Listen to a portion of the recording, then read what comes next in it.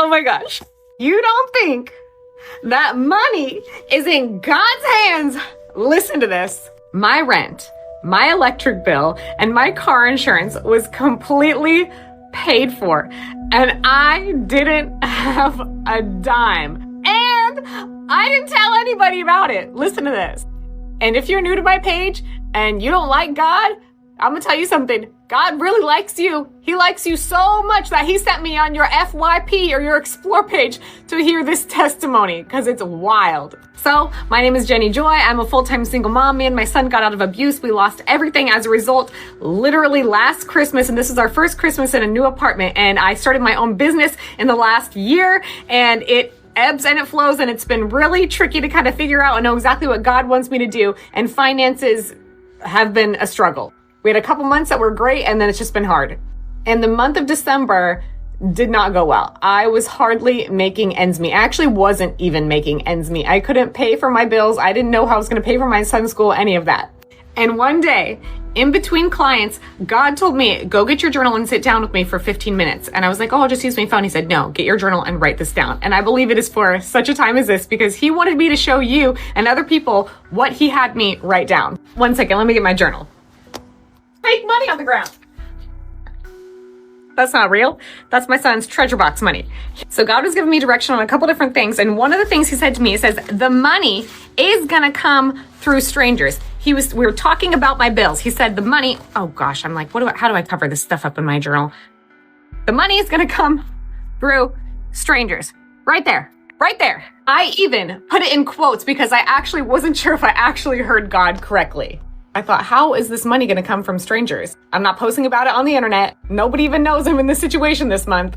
What the heck? This is where it gets really cool. I go to church on Sunday.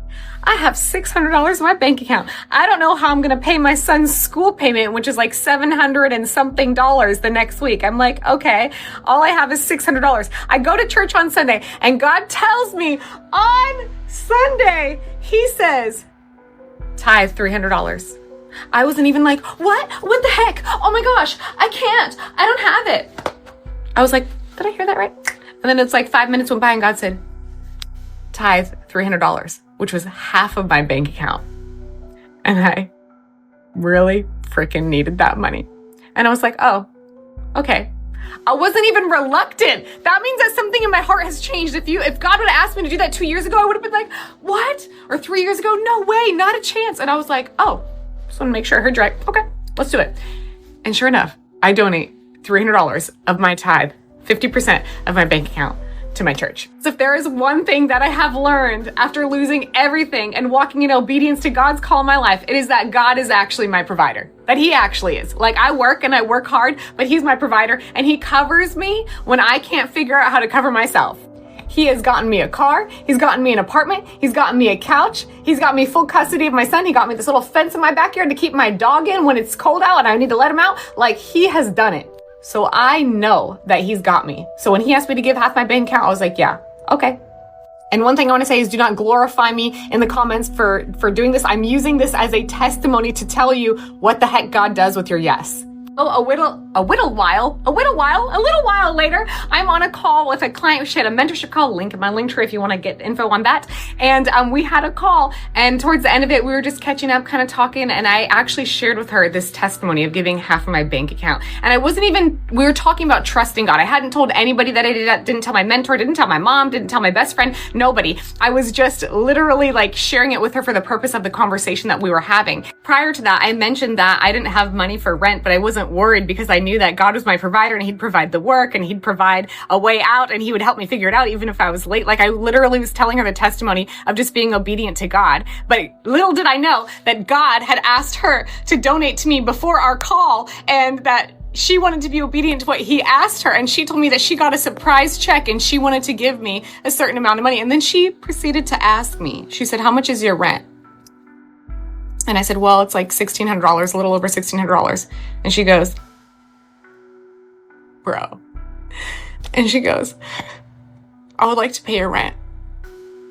I would like to pay rent and send you a little something extra. And I'm like in a mentorship call, mentoring her. And I literally put my head in my sweater and I said, are you serious? No, you can't be serious. You can't be.